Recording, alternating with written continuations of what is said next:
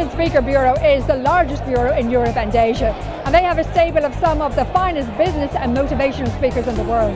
They provide celebrities, opinion formers, entrepreneurs, adventurers and explorers, and that's just the tip of the iceberg.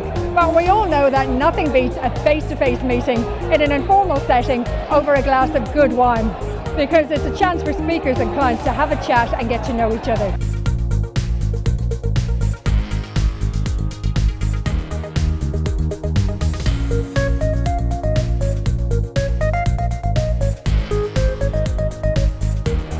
Green and Blacks was born in the last recession, and I think that we're living proof that, you know, there's only one way to go, and that's up. So a recession could be a very good thing for people. It forces them to look at absolutely everything they do and to draw on every single resource that they have, and that certainly was true when we began Green and Blacks.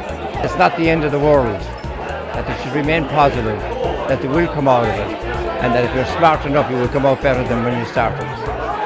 James, if a company was trying to launch a groundbreaking project, what advice would you give them? Two things.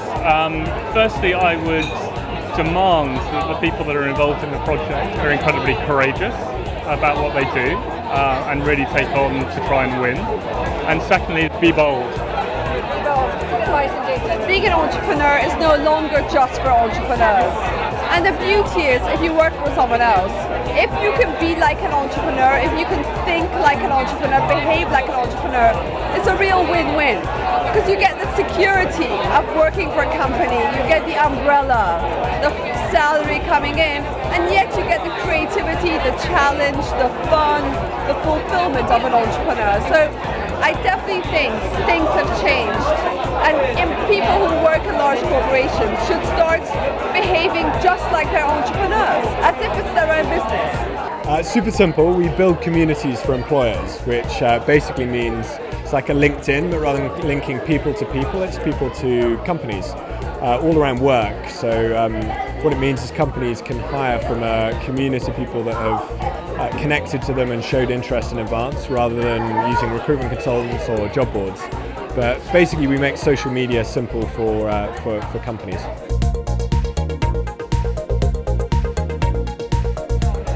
I think China is still the biggest and most exciting economy to emerge over the last few years.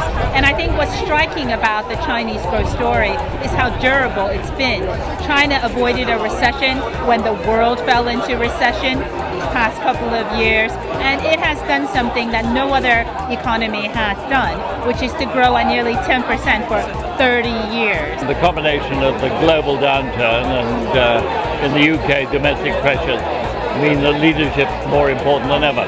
When you're in a maze, you need somebody who knows the way to get you out of it. The main bit was I kind of brought the idea of writing for the general public on gadgets and consumer goodies in about 1990, before anybody had a mobile phone or anything like that. And I've been writing about it for 20 years now, to the point where everybody's got 10 mobile phones and 6 computers, and nobody ever thought that would happen except me. I think what I can do as a neuroscientist is bring to a perspective to the commercial world some very interesting facts about the brain that perhaps could change how people conduct their businesses. For example, we occupy more ecological niches than any other species on the planet because we are exquisitely sensitive to the environment. And so what I can do is show examples of this so-called plasticity, which shows just how every moment you're alive, your brain is changing according to the environment you're in. The most important thing is you've got to know who your customers are in the first place, and I actually think that so many consumer-led businesses don't even know who it is that they're targeting. So you're never going to be able to deliver good service if you don't actually know who it is that you're supposed to be serving.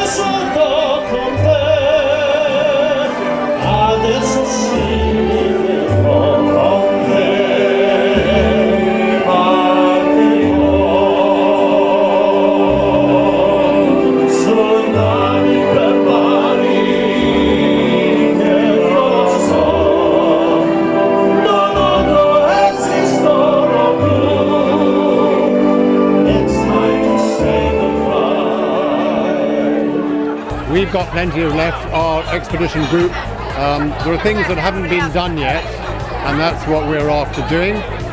Obviously, we raise money through sponsorship, and that's what we're doing right now. In a year or two, we'll be off again. And after the exciting life you've had, is speaking to a corporate audience still a challenge?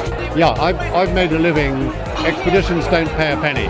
I make a living through talking all over the world. This morning I was in Venice with General Electric, tomorrow Southampton. The lecture circuit is how we make a living in between the expeditions. Enjoy the corporations very much indeed. Try to be inspirational and humorous, and yeah, we meet lots of interesting people. It's good.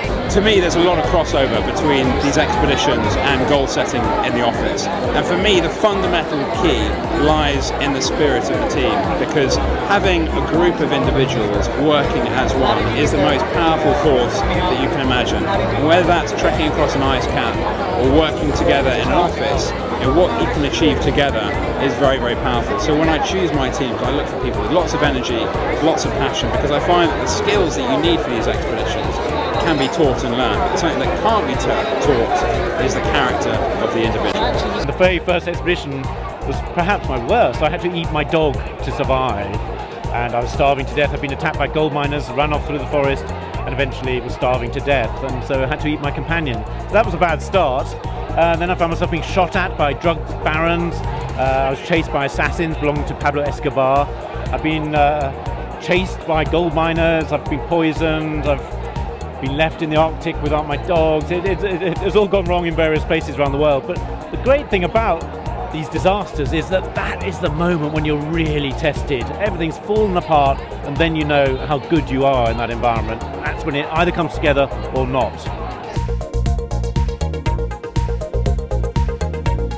And recently I've expanded beyond just looking at different businesses now into lessons from sport, the arts, the armed services, places like that. Anywhere where I think there's a pocket of skill that we can learn from. And I just really want to help organisations start to look into other environments, because when we look only at our own industry, it's great and we learn something, but it's what everybody's already doing. So why not try and get somewhere new? I think clearly there are many companies who have got very strong brands, they've managed them well, they've built them well. However, for every company that has done it really well, there are many companies who might use the word brand, but maybe aren't using it in a way that could really add the right amount of value to their business. Most people are trying to turn a product into a brand. We start with a brand before a product, which is great because it gives you such a huge head start. And those things are understood and they come from within the Virgin Group.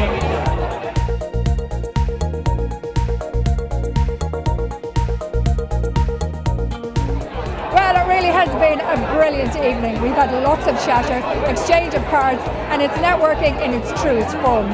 Getting up close and personal really gives everyone a chance to explore ideas and think about new and different ways of making their event an event to remember. Thanks for attending. We hope you found it beneficial, and perhaps you've left with a few ideas of people who you'd like to use at your next event. The team are happy as always to help and advise. We wish you a successful year ahead and look forward to seeing you next year. Bye bye.